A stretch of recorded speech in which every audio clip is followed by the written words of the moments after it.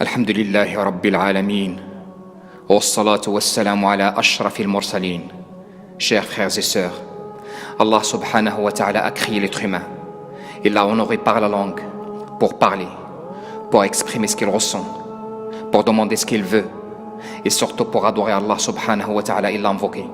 C'est un grand bienfait d'Allah qu'il nous a donné, et on ne le remercie jamais assez pour ça. Mais malheureusement, la majorité de nous utilise sa langue sans contrôle et sans limite, soit pour critiquer les autres ou pour parler dans le vide, mentir, insulter, dire des grands mots, jusqu'à ce que notre langue tombe malade, atteinte par une maladie grave et contagieuse qui s'appelle la médisance, que le shaitan l'a aggravée de plus en plus, et de nos jours, personne n'a à l'abri de la médisance, où il échappe à ce grand péché. Savants, pieux, vieux, jeunes, femmes, hommes, sachez bien que la médisance est parmi les grands péchés.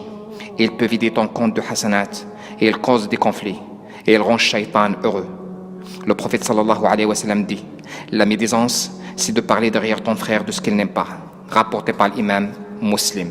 Chaque mot que tu dis et chaque acte que tu fais derrière ton frère et tu sais que lui n'aime pas ça, c'est de la médisance.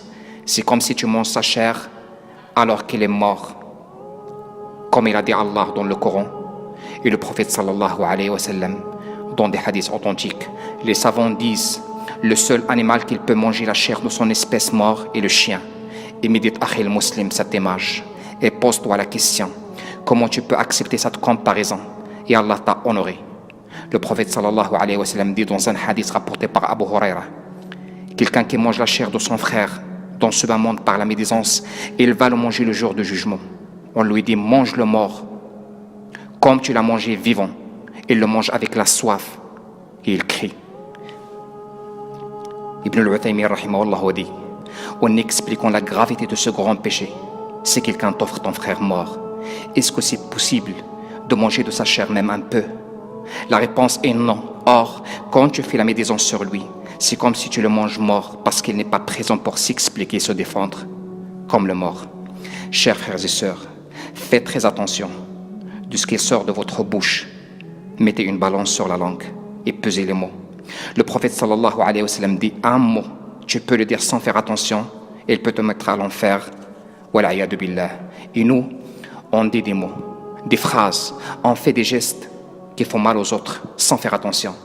On fait la médisance sur les autres sans faire attention. Et toujours, on essaye de minimiser la médisance. Aïcha radiyallahu anha a fait un geste avec sa main pour le prophète sallallahu alayhi wa sallam en montrant que sa fille est petite de taille. Le prophète a dit: oh Aïcha, tu as dit un mot. Il a considéré ce geste comme un mot. Si il se mélange avec l'océan, il va changer de couleur. Al-Shaykh al-Mukhtar al-Shanqiti rahimahullah a dit: chaque mot qui sort de votre bouche en parlant mal de quelqu'un qui est absent, Allah va te questionner le jour du jugement. Ma yalfidu min qawlin illa ladayhi raqibun atid. Il ne prononce pas une parole sans avoir auprès de lui un observateur prêt à l'inscrire. Chers frères et sœurs, si on laisse notre langue sans contrôle, on ne peut jamais la limiter. Sans contrôle et sans avoir la peur de rendre des comptes le jour du jugement, tu peux faire la médisance sur tes parents, sur tes frères, sur tes enfants, sur ta femme, sur ta famille, sur tes amis. Sans contrôle, tu peux faire la médisance sur les savants, sur des gens pieux, sur ton imam que tu pries derrière lui, sur des gens qui prient avec toi dans la même mosquée. Et toujours, sans contrôle et sans faire attention et sans être conscient de ce que tu dis et de ce que tu fais, poussé par shaitan qui veut déclencher des conflits entre nous. Il y a même des gens qui sont partis loin de la médisance. Quand on entend quelqu'un parler mal de tout un pays parce qu'il a eu une mauvaise expérience avec quelques personnes, et qu'on entend quelqu'un prendre l'exception et généraliser le jugement pour tout ce qui porte une barbe ou un voile parce qu'il a vécu une mauvaise expérience avec une seule personne, où il a entendu parfois des histoires fabriquées, comment va-t-il s'en sortir devant Allah subhanahu wa ta'ala? Comment va-t-il rendre des comptes devant lui?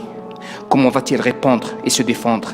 Et les savants disent: quand on fait la médisance d'un groupe précis ou d'un pays précis, on va rendre des comptes un par un, car tu étais injuste envers tout le monde. Méfiez-vous de la médisance. Il est une des causes du châtiment de la tombe. Il est parmi les causes qui peuvent vous faire rentrer à l'enfer. Enfin, une question a été posée à Cheikh Ibn al-Uthaymin rahimahullah. Comment on peut se faire pardonner de la médisance? Il a répondu, si la personne à qui tu as fait la médisance sur lui a su, il faut absolument aller vers lui. Tu lui demandes qu'il te pardonne. Et s'il ne sait pas, il faut que tu demandes le pardon d'Allah pour lui et de dire du bien de lui comme tu as dit de mal avec les mêmes personnes. Ou bien, essaye de varier l'adoration et multiplier les bons actes pour récolter le maximum de hasanat, car tu vas donner de tes hasanat pour toutes les personnes à qui tu as fait la médisance sur eux. Les savants disent que la médisance n'a pas de repentir parce que ça concerne les droits des autres sur toi. Craignez Allah, serviteur d'Allah, et retournez vers Allah et demandez le pardon d'Allah. Utilisez, mes frères et sœurs, votre langue dans l'invocation et l'adoration et la lecture du Coran, et dites le bien tant que vous pouvez, et demandez surtout à Allah qu'il préserve votre langue de la médisance. Innahu waliyu dhalika wal qadiru alayh. Walhamdulillahi rabbil alamin.